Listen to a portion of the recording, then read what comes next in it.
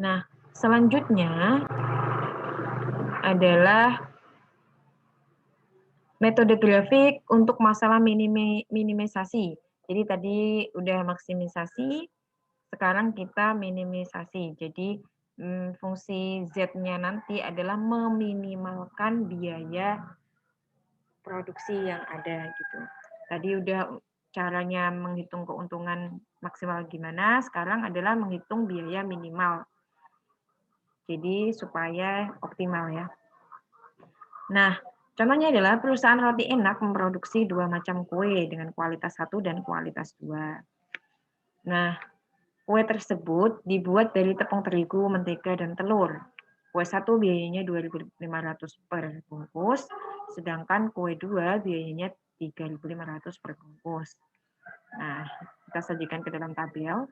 Ini adalah bahan-bahannya, kemudian kualitas 1 per bungkus, kualitas 2 per bungkus, kemudian kebutuhan minimumnya segini ya, ada di tabel ini.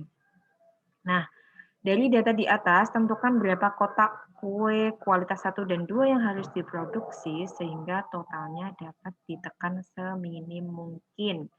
Asumsinya satu kotak adalah 10 bungkus. Nah, oke, kita asumsikan bahwa kualitas 1 tadi ada di X1, kemudian kualitas 2 ada di X2. Nah, fungsi tujuan Z-min-nya yaitu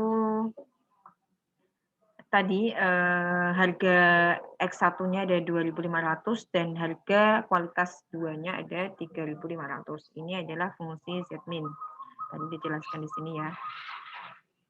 Ini biayanya. Nah, batasan yang pertama itu adalah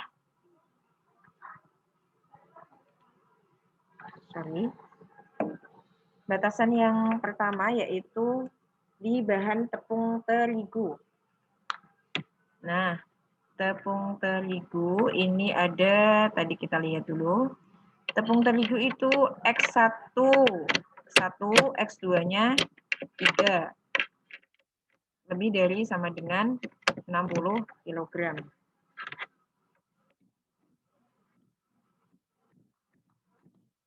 Nah, kemudian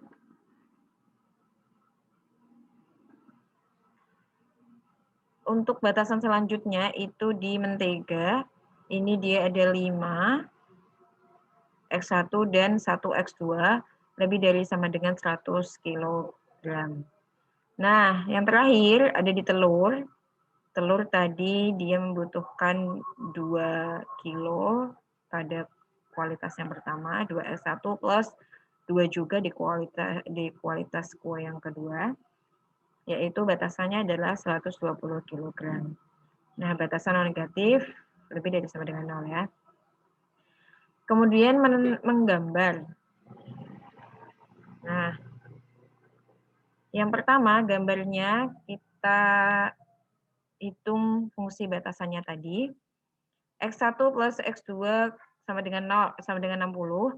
Jadi asumsikan X1-nya sama dengan 0 dulu. Jadi X2-nya kita tahu yaitu 20. Jadi titiknya 0,20. Kemudian X2 sama dengan 0, berarti X1-nya adalah 60. Ini kita tahu ya, X1 kalau ini 0 berarti 60, kalau ininya 0 berarti 60 bagi 3 yaitu 20. Kemudian fungsi batasan selanjutnya itu ada 5X1 plus X2 sama dengan 100. Jika X1-nya 0 berarti X2-nya 100. Nah, kalau X2-nya 0 berarti X1-nya 100 dibagi 5 yaitu 20. Titik-titiknya kita sudah tahu. Nah, selanjutnya di titik ketiga, 2X1 plus 2X2 sama dengan 120. Jika asumsi X1-nya adalah 0, maka X2-nya adalah 60 karena 120 dibagi 2.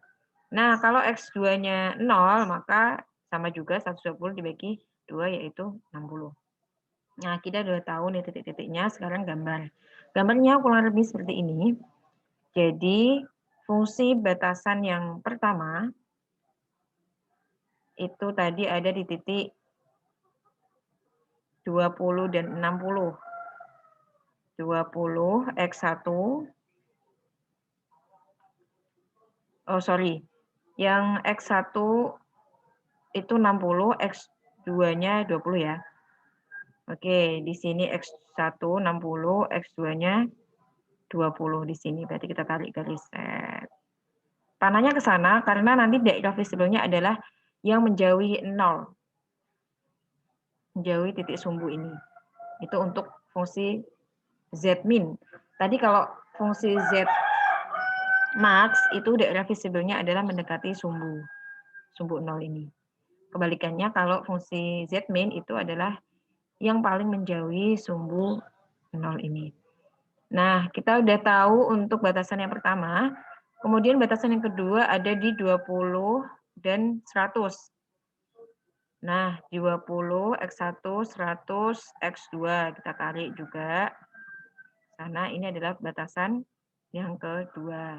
Ini batasan yang ke-1, ini batasan yang kedua. Kemudian untuk batasan yang terakhir, itu ada di titik 60 dan 60, berarti garis lurus ya. Oke, sorry, 60 dan 60 kita tarik juga. Ini adalah batasan yang ketiga. Nah, sekarang kita tentukan ini adalah titik A, karena ini daerah visible-nya, daerah yang tidak melampaui batas. Ini titik A, kemudian titik B, dan titik C, di sini titik D. Nah, kita masukkan rumus-rumus Z-nya. Jadi untuk titik A, yaitu titik A ini adalah X1-nya 60, X2-nya adalah 0. Ya. Kita masukkan, tadi fungsi Z-nya adalah 2500 X1, X1 kita masukkan 60, plus 3500 X2, X2-nya 0, totalnya adalah 150.000. Nah, untuk titik B, ini kan persinggungan antara fungsi yang kedua dan fungsi yang ketiga. Jadi kita substitusi dulu. Oke, ini eliminasi ya, maksudnya eliminasi nanti kemudian substitusi. Nah, 2X1 tadi ini adalah batasan ya, 2X1 plus 2X2 sampai dengan 120. Kemudian 5X1 plus X2 sampai dengan 100. Ini fungsi batasan yang kedua dan ini fungsi batasan yang ketiga. Kita kalikan 1 yang atas semuanya, kali 1 berarti sama ya. Kemudian yang bawah kita kalikan 2, biar bisa dieliminasi salah satunya ya. Oke, kita kalikan 2 berarti 5 dikali 2, 10, terus kemudian satunya dikali 2, 100 dikali 2 yaitu 200. Nah, ini 2 dikurangi 2, kan ini eliminasi ya, berarti ini 0, berarti 2 kurangi 10 yaitu minus 8, ini juga minus 80, 120 dikurangi 20. Nah, minus dibagi minus berarti kan plus ya. Jadi X1 sama dengan 80 dibagi 8, 10. Kita tahu X1-nya sekarang 10. Kemudian kita masukkan 5X1, kita pakai yang ini ya. Yang fungsi batasan ketiga, boleh pakai yang ini sama hasilnya. 5X1 plus X2 sama dengan 100. Jadi kita masukkan 5, X1-nya tadi 10, plus X2 sama dengan 100. Nah, X2 sama dengan 50. 50 ini 5 kali 10, 50, berarti X2-nya yaitu 100 dikurangi 50 yaitu 50. Nah, kita tahu berarti titik B itu ada di 10 dan 50.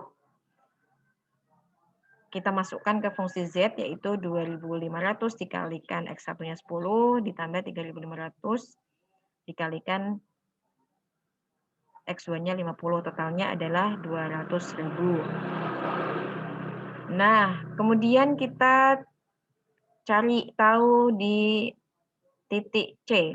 Titik C ini berarti X1-nya 0, X2-nya adalah 100, karena ini pas dengan sumbu X. Nah, ini ya, 0 dan 100. Kita masukkan langsung. 2.500 kali 0, X1-nya, plus 3.500 dikali 100, totalnya adalah 350.000. Titik D, ini singgungan antara 100 dan juga 60 ya. X1-nya 60, X2-nya 100. Kita masukkan, totalnya ada 500.000. Nah, dari titik-titik tersebut, kita cari nih yang paling minimal itu ada di titik mana. Karena ini kita cari biaya ya. Biaya, jadi yang paling minimal ada di titik A. Titik A ini 150.000. Kesimpulannya, perusahaan Enak sebaiknya memproduksi kue kualitas 1 saja. Karena X2-nya 0. Jadi lebih baik dia memproduksi kue kualitas 1 aja sebanyak 60 bungkus, yaitu 6 kotak, agar biaya minimumnya itu sebesar 150.000. Itu untuk contoh minimisasi. Nah, kasus-kasus khusus dalam linear programming ini bisa dibaca sendiri. Nah, ini juga ada contoh soal, bisa kalian kerjakan untuk di rumah ya.